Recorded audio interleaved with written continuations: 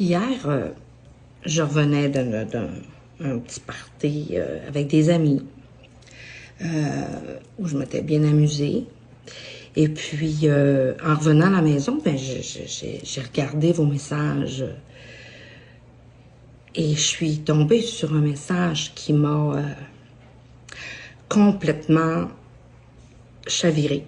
OK?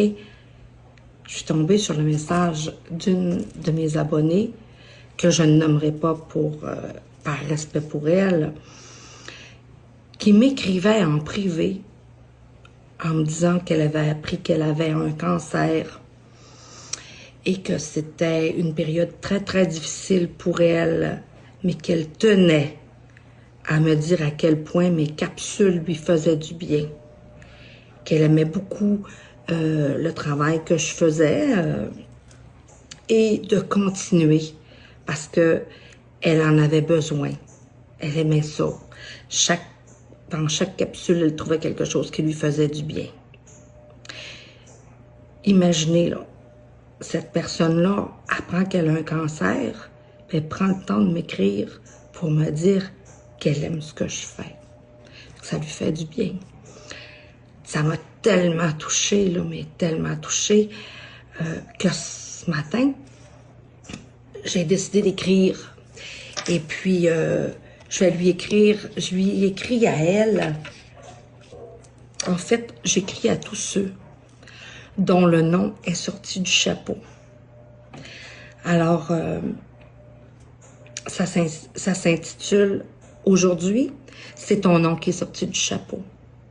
C'est une journée comme tant d'autres. Une journée où tu devais voir ton médecin.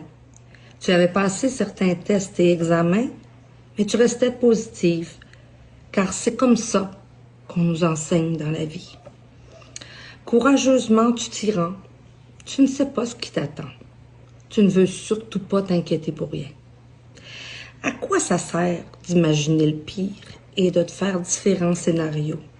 Tu traverseras la rivière lorsque le pont sera devant toi. En entrant dans le bureau, ton médecin t'attend.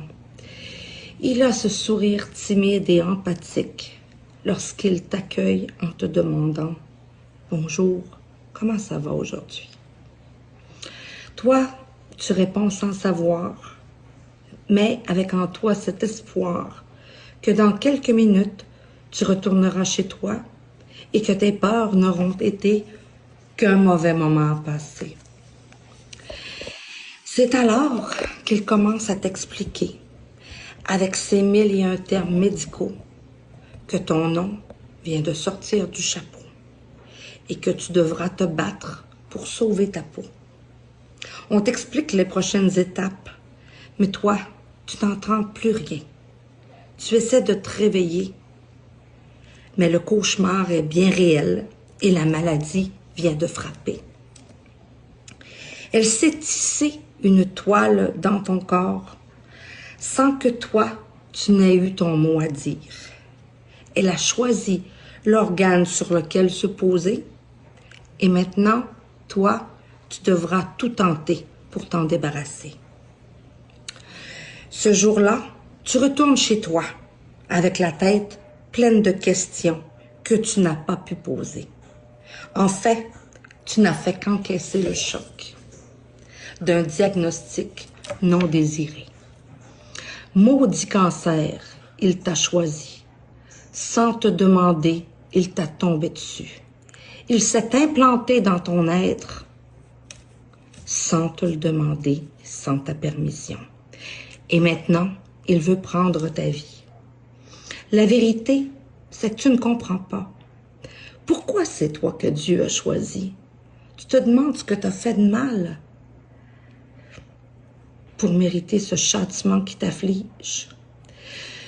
Tu te regardes dans le miroir désemparé. Tu veux crier, tu veux pleurer.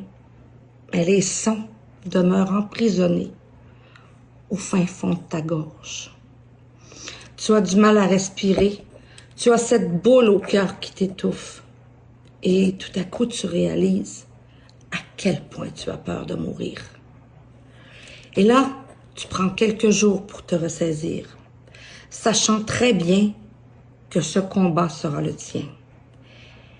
Tu ne connais pas la suite et le dénouement, mais tu sais que tu seras seul pour combattre cet ennemi qui s'est enfoui dans ton corps sans te demander ton avis.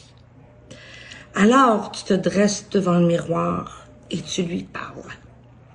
Tu l'avises qu'il ne t'emportera pas si facilement, que même si ton nom est sorti du chapeau, il devra te battre pour gagner.